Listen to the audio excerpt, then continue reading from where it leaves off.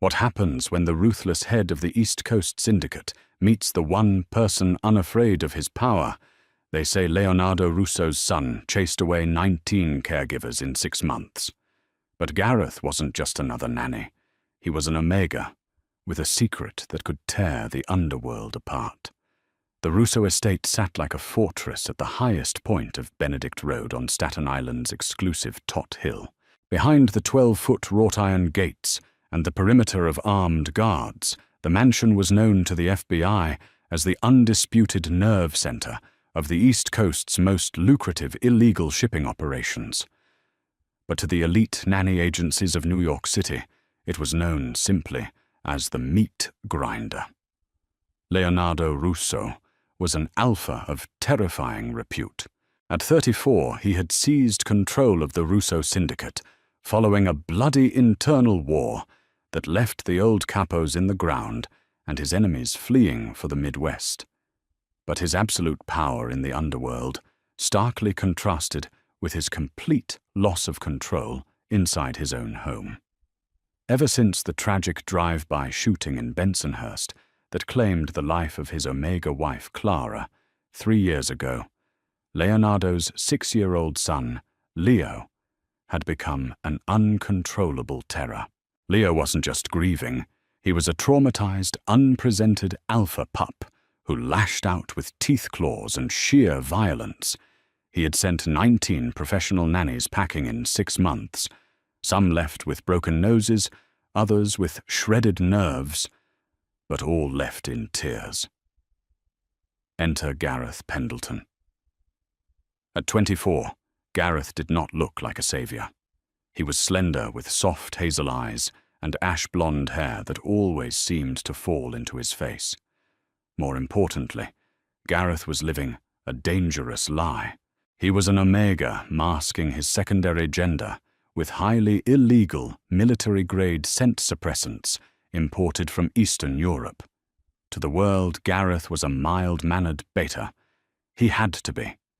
In the harsh reality of the city, unregistered Omegas were either trafficked or locked away in gilded cages. Gareth's desperation stemmed from a crushing reality. His late father's gambling addiction had left him with a $150,000 debt owed directly to Vincent Vinnie Carbone, a brutal loan shark operating out of an auto body shop in Canarsie.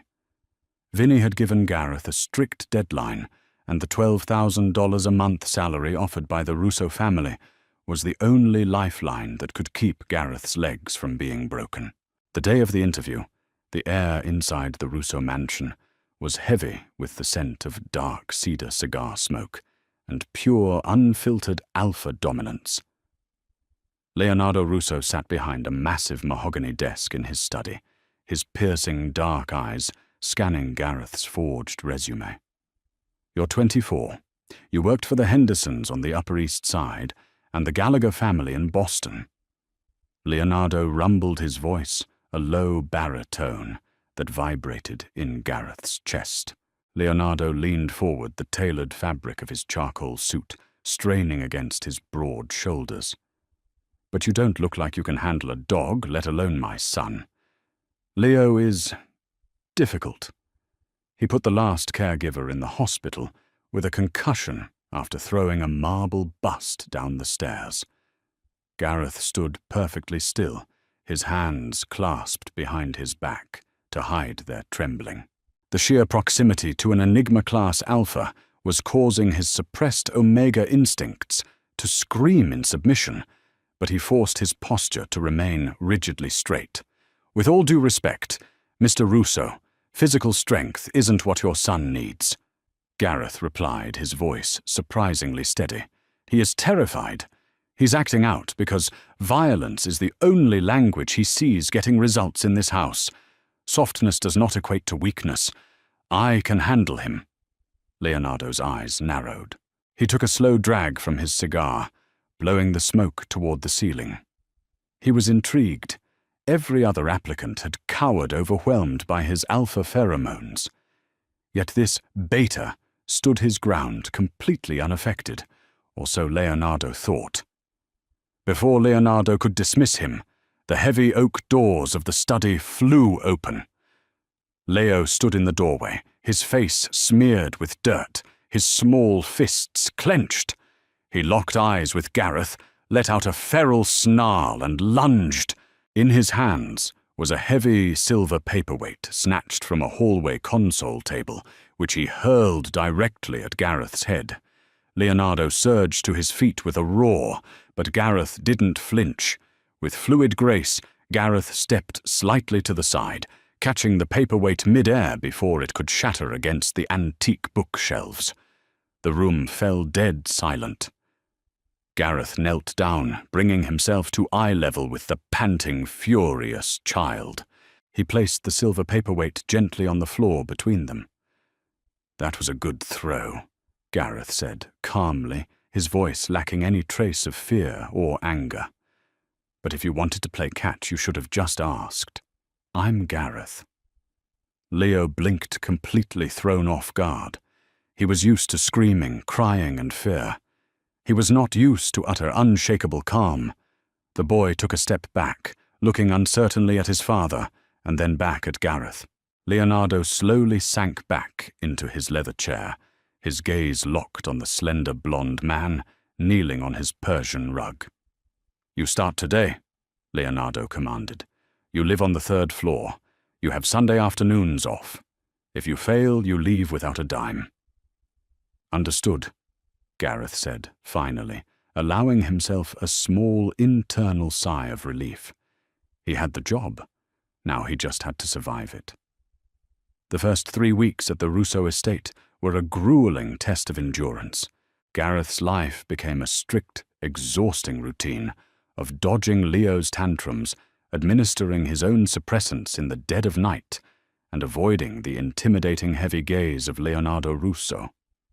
Gareth's approach with Leo was entirely unorthodox for the Mafia household. When Leo screamed, Gareth didn't yell back. He simply sat on the floor and read a book aloud until the boy burned himself out. When Leo refused to eat the extravagant meals prepared by the private chef, Gareth dragged a stool to the kitchen island and taught the boy how to make simple, messy peanut butter sandwiches. Slowly the ice began to crack. Gareth discovered that Leo's aggression was entirely rooted in severe PTSD.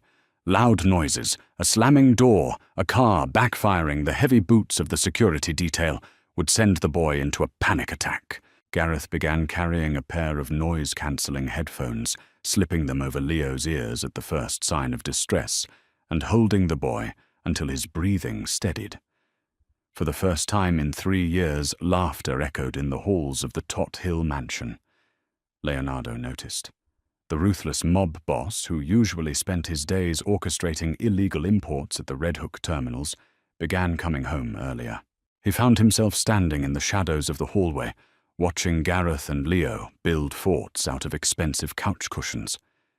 He watched the way Gareth's smile reached his eyes, the gentle maternal slope of his shoulders, as he comforted the boy. It confused Leonardo. As an alpha, his instincts were sharply attuned, and yet there was a strange dissonance whenever he was near Gareth. His beta nanny smelled like crisp linen, and nothingness the hallmark of a beta, but Leonardo's inner alpha was constantly on edge, inexplicably drawn to the younger man. He found himself inventing excuses to be in the same room. He would call Gareth into his study for progress reports, offering him glasses of rare bourbon just to watch the way Gareth's throat moved as he swallowed. But Gareth's secret was taking a devastating physical toll. The stress of living in the den of a prime alpha was accelerating his omega biology. The suppressants, which were only meant for short-term use, were beginning to fail. Gareth was experiencing sudden agonizing cramps, hot flashes, and bouts of dizziness. He knew his body was naturally gearing up for a heat cycle, triggered by the overwhelming presence of Leonardo's alpha pheromones. The fragile peace in the house was shattered on a sweltering Tuesday afternoon. Gareth and Leo were in the expansive back gardens. Gareth was showing Leo how to plant tomato seedlings, a grounded, tactile activity meant to soothe the boy's anxiety. They were laughing, their hands covered in dark soil. Inside the mansion, a storm was brewing. Carmine Valenti, Leonardo's underboss, had arrived unannounced. Carmine was a bitter old-school mobster who despised the softening of the Russo family. He had been secretly embezzling funds from the syndicate's offshore accounts and believed Leonardo was becoming weak, distracted by his son and the new nanny. As Carmine and Leonardo argued vehemently on the second-floor balcony overlooking the garden, Carmine slammed his hand violently against the stone balustrade. The sharp, explosive crack echoed across the lawn like a gunshot. Down in the garden, Leo froze. The color drained from the boy's face. In an instant, the progress of the last month vanished. Leo screamed a high, terrified sound and collapsed into the dirt, curling into a tight ball, hyperventilating as the trauma of his mother's death slammed into him. "Leo!" Gareth dropped his trowel and scrambled forward, pulling the sobbing boy tightly against his chest. "I've got you. You're safe. I'm right here." Gareth's heart rate skyrocketed. Panic, fierce protectiveness, and pure, unfiltered adrenaline flooded his system. The emotional spike was too massive, too sudden. His endocrine system, already pushed to the absolute brink by weeks of chemical suppression, finally snapped. The suppressants failed completely. In a matter of seconds, an overwhelming, intoxicating scent exploded outward from Gareth. It was the rich, overwhelming fragrance of vanilla bean crushed cloves and sweet honey. It was the undeniably potent biological distress signal of a prime omega protecting its pup. On the balcony, the argument abruptly stopped. Leonardo staggered, gripping the stone railing, as the scent hit him like a physical blow to the chest. His pupils blew wide, swallowing his irises, as his alpha instincts roared to the surface, violently overriding his rational thought. The scent wasn't just any omega. It was a perfect biological match. It was his mate. "An omega!" Carmine whispered, his eyes narrowing, as he peered down at the garden. A sickeningly cruel smile spread across the underboss's face. In the underworld, an unregistered omega hiding in a Don's household wasn't just a scandal. It was a vulnerability, a massive, exploitable weakness. Well, well, it seems the mighty Russo has a pet rat in his house. Leonardo didn't hear him. The Alpha vaulted over the low staircase, his heavy footsteps thundering down into the garden. Gareth felt the shift in the air before he saw Leonardo. The crushing weight of the Alpha's aura descended upon the garden, heavy and possessive. Gareth looked up, his hazel eyes wide with pure terror, as Leonardo stalked toward them, his chest heaving, his dark eyes entirely feral. Gareth clutched Leo tighter, instinctively, baring his neck in submission, his secret completely exposed, and nowhere left to run. The air in the sprawling Tot Hill garden grew so thick and oppressive it felt like trying to breathe underwater. The explosive scent of Gareth's unsuppressed omega biology, a dizzying, intoxicating cloud of warm vanilla bean and crushed cloves, crashed against Leonardo's pure dark cedar alpha pheromones. It was a chemical collision that rewired the Mafia boss's brain in a fraction of a second. Leonardo's descent down the stone staircase was less of a walk and more of a predatory stalk. His dark eyes, usually cold and calculating, were completely swallowed by blown-out pupils. The tailored charcoal jacket he wore seemed suddenly too restrictive for the immense heaving breadth of his chest. Gareth squeezed his eyes shut, his entire slender frame trembling violently. He curled his body over Leo, shielding the terrified child with his own back. He braced for the inevitable violence. In the criminal underworld, an omega who infiltrated a Don's home under false pretenses was a dead man. Deception was the ultimate sin in La Cosa Nostra, but the brutal strike Gareth anticipated never came. Instead, a massive, warm hand gently gripped his shoulder. The touch was startlingly tender, completely at odds with the terrifying alpha aura suffocating the garden.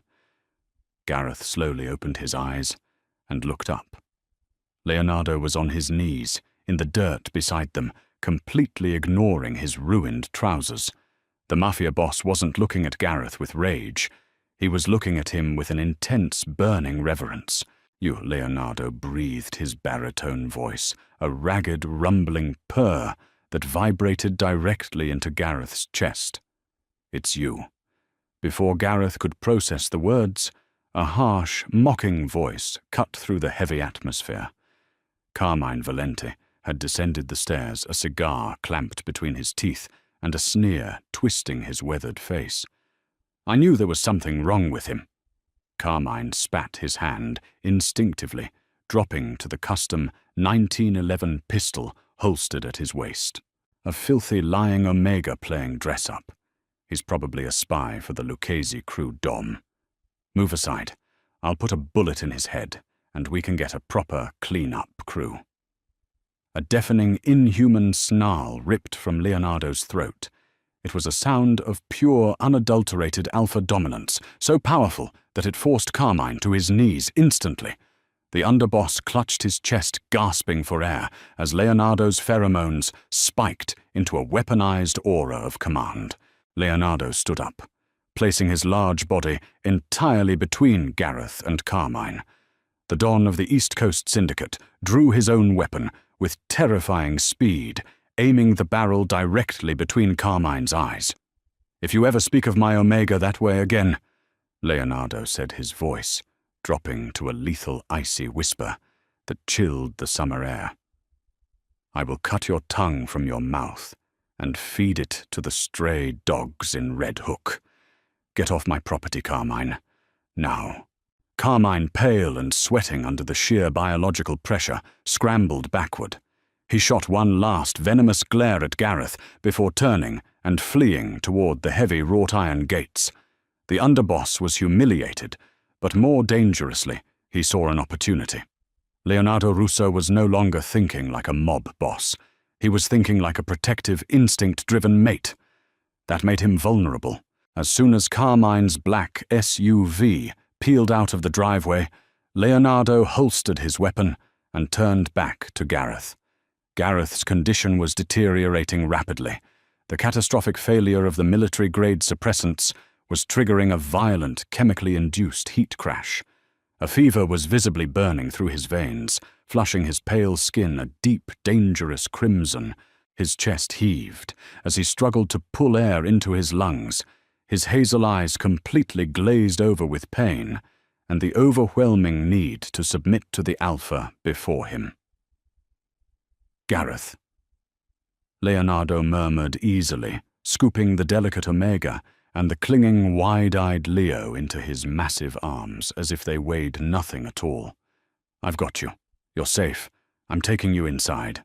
Leonardo carried them effortlessly through the massive oak doors of the mansion, bypassing the grand staircase and taking the private elevator directly to the fortified master suite on the 4th floor.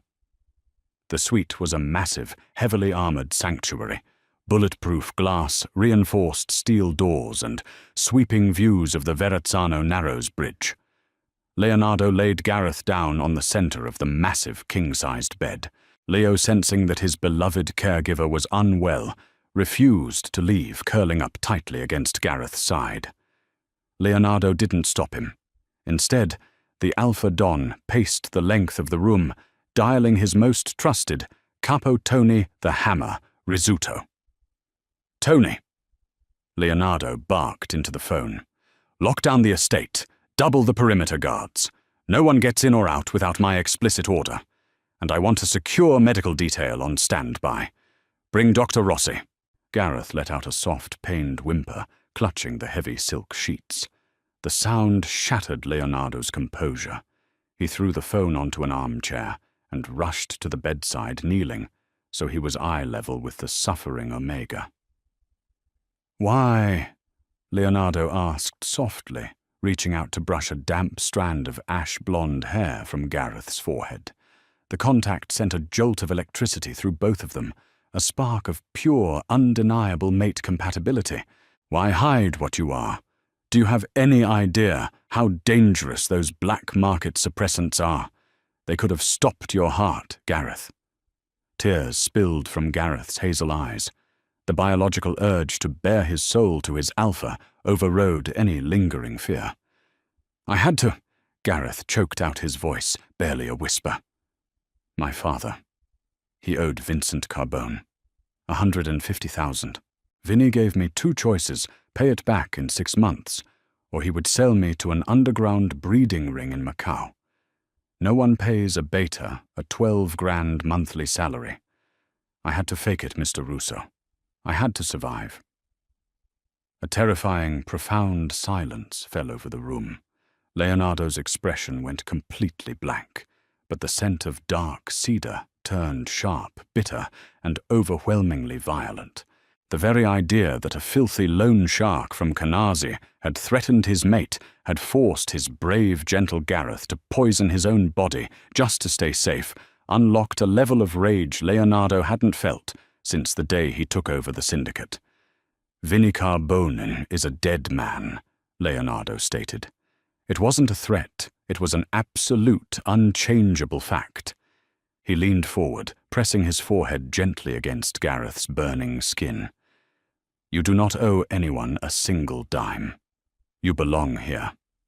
With me, with our son. Gareth's breath hitched. Our son. The words bypassed his logical mind and struck directly at his Omega heart. Leo, hearing this, looked up at his father with wide eyes before burying his face into Gareth's shoulder, a silent gesture of absolute acceptance. But the tender moment was brutally cut short. The heavy, reinforced mahogany door of the master suite vibrated as a massive explosion echoed from the lower levels of the estate. The mansion's alarms shrieked to life, blaring a high-pitched siren that signaled a full-scale perimeter breach. Leonardo's head snapped up, his eyes completely black with alpha fury narrowed. Carmine Valenti hadn't just left. He had returned with an army. The underboss had sold them out to the rival Genovese faction, using Leonardo's distraction as the perfect moment to stage a violent, bloody coup. The war had come to their doorstep. Stay exactly where you are, Leonardo commanded. The warmth that had filled his eyes only moments before was completely eradicated, replaced by the freezing, calculated void of a seasoned executioner.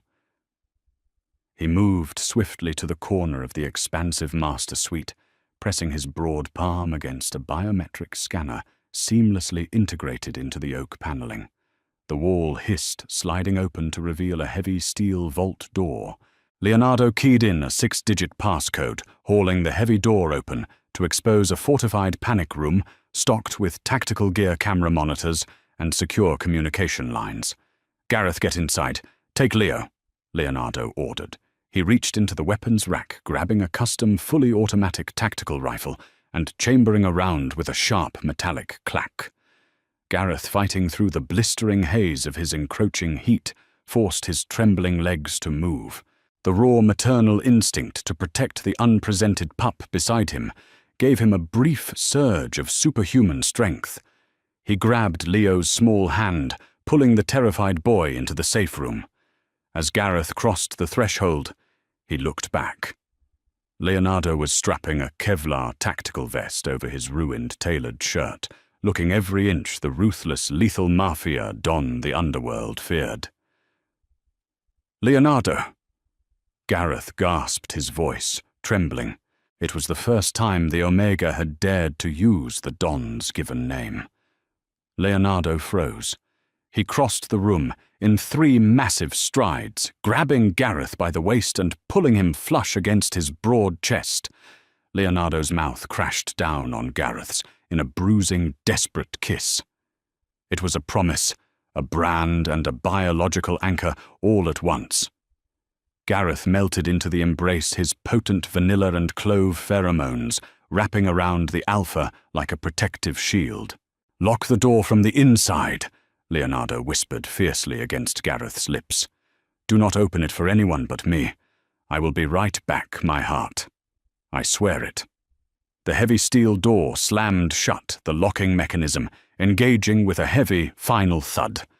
Outside the master suite, The Tot Hill mansion had transformed into an active war zone. The sounds of shattered glass, shouting men, and the deafening staccato bursts of automatic gunfire echoed up the grand marble staircase.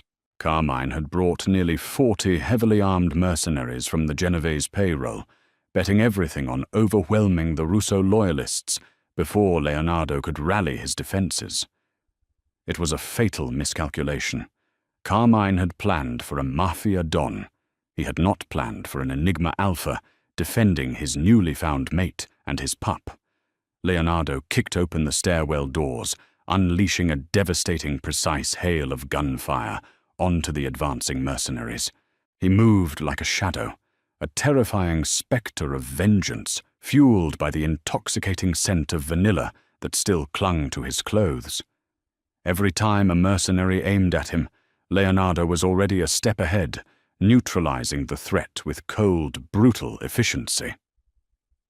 Down in the grand foyer, Tony the Hammer Rizzuto and the loyal Russo Capos had rallied behind overturned marble tables, laying down heavy suppressive fire.